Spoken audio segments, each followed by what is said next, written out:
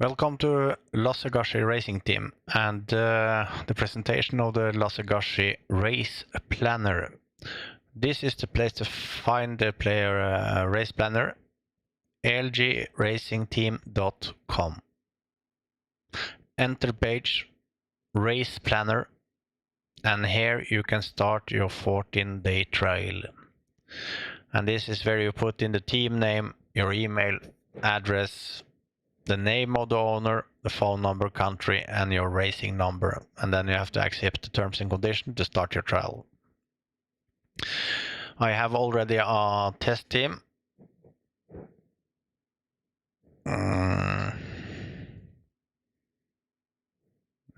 Okay, I go here instead. So I go to the planner directly due to I'm in other environment. So I go to test team and I sign in. And this is what's gonna meet you the first time you log in as a team owner. And I'm gonna explain how the billing is afterwards. So I go straight to the user guide first.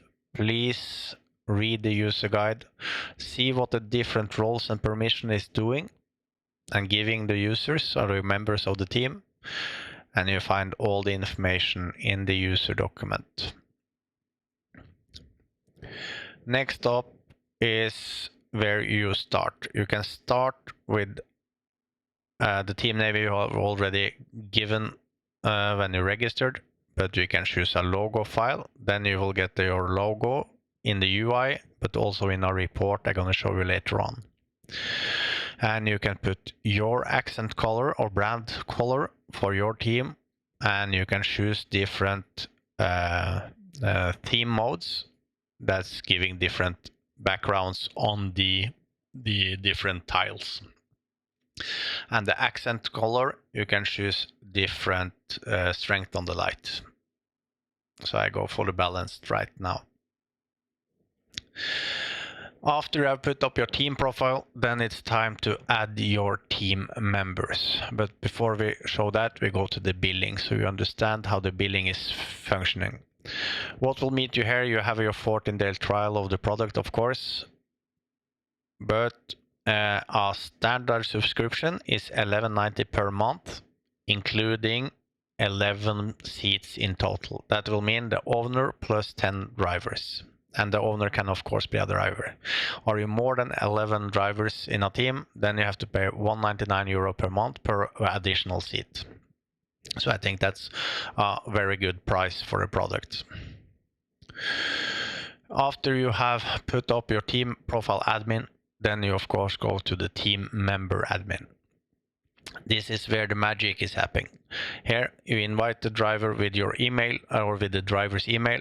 You give him the role, and when you push the add button, you will instantly get a invite link below that you can copy and send to that particular driver. And then you have to accept and get an email confirmation, etc., etc. And the first thing he will meet when he's putting up the solution, when he log in the first time, he will go straight to the profile page. So he land on this profile page where you put the name, phone number, nationality, his racing number, and he saved the profile. And these things are used automatically in the planner later on that I'm going to show you. Billing and subscription tab is here, and everything is Stripe secured. So it's a full SAS solution in the cloud, and it's on a real-time database from Supabase. So everything is happening live for all members logged in.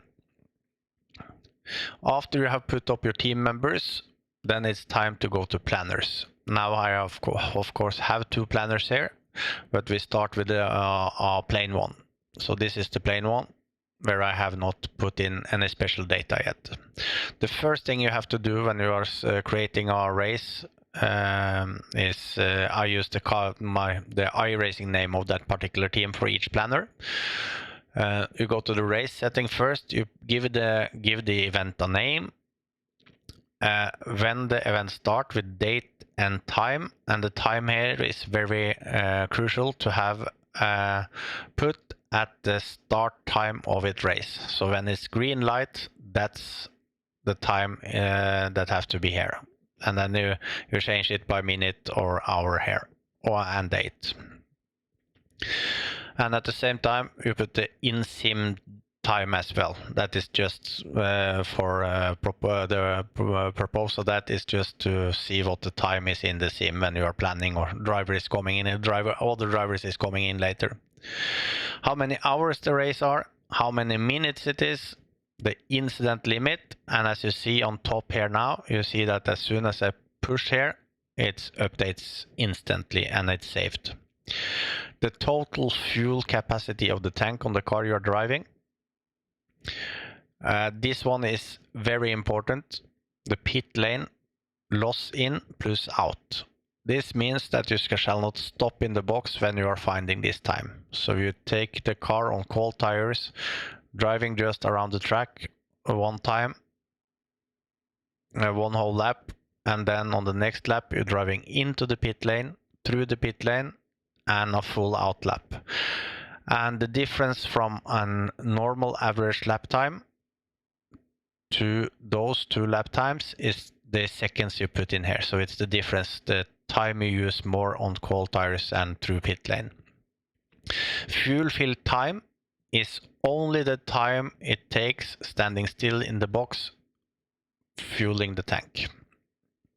And if you're driving, for instance, Porsche Cup or all the cars where the tires are changed after the fuel, then you put in the time, exactly the time it takes in the pit box to change 2 tires or 4 tires.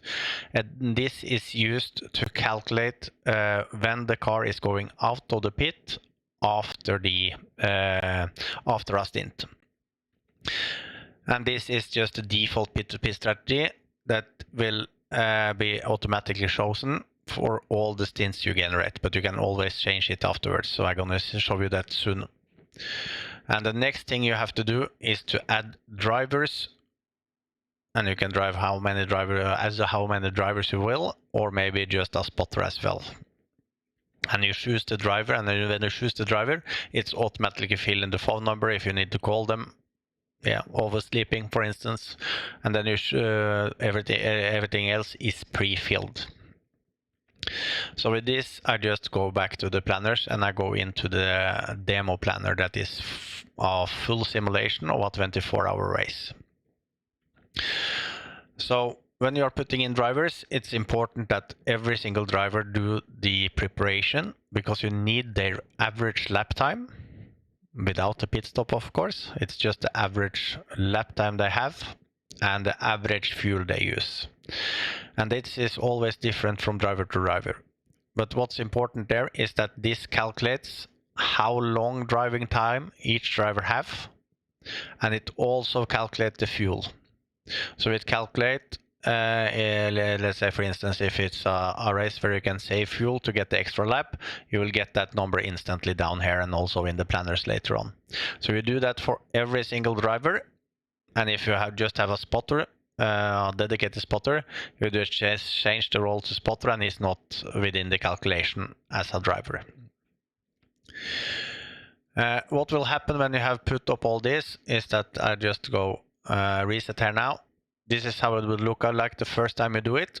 You put the race settings, put in the drivers with the numbers, and you go to the stints and pit plan, and then you just push the button generate stints. And then it's automatically generated all the 25 stints for a 24-hour race at Nürburgring. And as you see, it's different time in car. The driving time in the car is different because they have different average lap times. And it's also different fuel left at end due to different average fuel usage. Here it's fixed when you generate, that is always based on double stints. And the first stint, it's the team that is spotting. Here you can put in, if let's say if you have a dedicated spotter, you put it in as a name, and then it's instantly also updated up here and in the dashboard, where most of the drivers is orientating themselves. It's also put up, like when you are driving double stint, that when you are finished driving, you are spotting for the next driver in stint 3, and the driver who is driving or is going on to drive, he's spotting the stint before. So that is just fixed, but you can always use it in these curtains. Incidents through the stint, the spotter is putting in after the stint how many incidents points it was in that particular stint. Also how many laps was driven, just to confirm it, because it can be that you extend it from 7 to 8 laps on the Nürburgring, for instance. And then you have 2 places where you can correct times. You have average lap time correction. This is meant if the average lap time is either decreasing or increasing due to weather conditions or maybe traffic, whatever. Then you can perfectly fine adjust average lap time so the time schedule is instantly updated. And let's say if it's average lap time is normally based on dry conditions and good conditions, and then you know how much you lose, for instance, with rain. And then you can see, based on the weather forecast, how many stints in the future that you're gonna have rain. And you know, for instance, that you have 10-second extra lap time, and then you saw it was instantly updating all the way down. So then it's updating the whole time schedule based on those numbers, and that's happening instantly for all members anywhere in the world. And you have a correction time on the right hand side. This is meant for one-off time correction. If it's a few seconds off, then you just correct it here, of course, to have a time schedule that is always on time. But let's say if it's a crash and you're standing 18 minutes in the pit, then you can put it in here. And if that happens, it's also a feature that everyone in the team can update himself on the race notes. So per now, the race notes, there are nothing here. But when the stint is done, and you write here, had crash, fighting, 18 min in pits. And when the race stint is finished, you push mark as done, and then you see it was removed here, so you always have the live one on top, and the completed one is in bottom. Then you can reopen it if you want to, let's say, adjust the text or something. And then it's instantly in the race notes, so it's easy for people to orientate what have happened in the previous stints. It could be conditions, traffic, whatever. And as I said in the start, it's very important that the time is at the start of the race here, because the whole planner is based on the time. So as you see, now we had the race start 10th of May 1349. And if I go to race stints here now, I just close the stints that is done. And then soon we shall see live. And there you see live. This is the stint that is live right now, based on the time. And next driver tab and next spotter tab is always the next one, never the live one. So the next one can easily orientate himself on the phone. When is my time to drive and when is my time to spot? So let's rewind forward now, and you see, as long as all the previous stints is marked as done, the dashboard always have the live one on top and the next one, so you don't have to scroll and struggle to find what is happening next. So let's say we spool fast forward, we close all the stints like this, the race is finished, and then you have a race report generator here. And this cell is, if it's empty, it's given the name here and also taking the date from this schedule. but you can of course always overwrite it if you want to call it something else.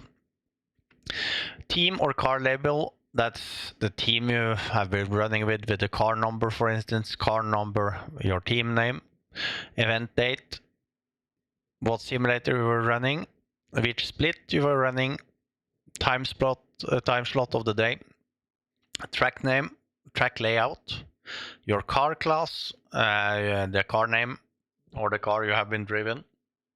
You can put in how many cars you had in class, the total grid size, and the strength of field. And then you put in your overall position and your class position if it's different. Let's say you have a slower car than GT3, you're driving M2 for instance. And you also have here, you choose the driver in the team that drove the qualifying, put in the time and the position, and the same with the fastest lap driver in the team with the fastest lap.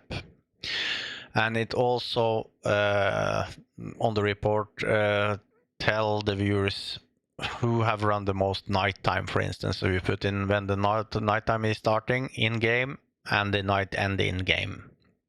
And every box have a help text, so it's easy for you to find out what to put in. And here you write your own race summary, maximum 1000 characters, and you upload a picture, a race picture. I'm just gonna take this test team picture, and then you have the test team picture from the race, and then it's automatically with your team logo, your colors, a finished report that you can post on social media with pictures, some stats of the race, position gain lost from qualification, incidents, points, qualifying time, fastest race lap, cleanest driver based on that's inks divided on laps, and also who was driving the longest stint chain and the total driving time, and some other stuff for the drivers, no driving performance. So when you have written the report, then you put either print, and you can print it, then it's like a sheet, or you can save it as a PDF. But the best option is to download as a PNG, and then you straight up have a race report that is suitable for social media like Facebook and Instagram. So you can post it, and then you have the complete race story with the stats. So this is the LasseGashi Race Planner tool. Check it out at lgracing.com. Thank you.